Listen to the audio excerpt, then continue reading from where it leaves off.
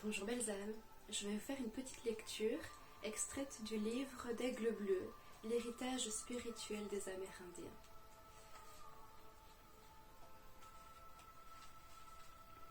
La nation Hopi habite dans les déserts du sud-ouest américain. Et malgré l'extrême sécheresse de ces régions, elle parvient à vivre d'agriculture.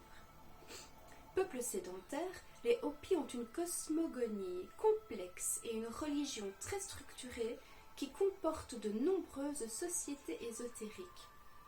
Sans sa religion, la nation Hopi ressentirait la faim. Vers 1660, le clergé espagnol, appuyé par des militaires, entreprit de convertir les Hopi au catholicisme. De concert, ils obligèrent ces Indiens à construire des églises et des missions, et le clergé soumit à la torture ceux qui continuaient à pratiquer leurs rites traditionnels. En 1675, les Hopi renoncèrent à leur célébration. Cette même année, le ciel resta désespérément bleu. La sécheresse et la famine s'abattirent sur les peuples. Soupçonnant les prêtres d'imposture, les Hopi procédèrent à leur cérémonie en cachette. Et, 4 jours plus tard, la pluie arrosait leurs champs. La nouvelle se répandit comme une traînée de poudre parmi les peuples. Le 10 août 1680, les Hopi se levèrent comme un seul homme. Revêtus de leurs habits de cérémonie, ils éliminèrent l'envahisseur dans un élan sacré. Les étrangers avaient commis le pire sacrilège, celui de mentir au nom de la spiritualité, et ces mensonges avaient mis en danger le peuple tout entier.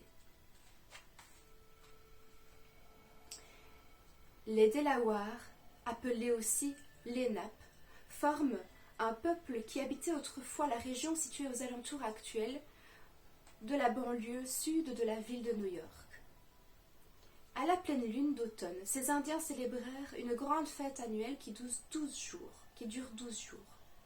Selon eux, ne pas célébrer cette grande fête annuelle, c'est attirer la sécheresse et la tornade. L'influence des Blancs, au début du siècle, fit que ce peuple hésita à pratiquer cette tradition. Des pluies torrentielles s'abattirent alors sur la région. Les sauterelles dévorèrent leurs récoltes et une tornade détruisit leur village.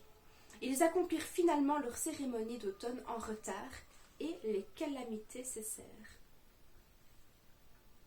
La plupart des peuples nomades vivant de cueillettes sauvages n'ont pas de religion structurée ou de cérémonie publique célébrée à la date fixe.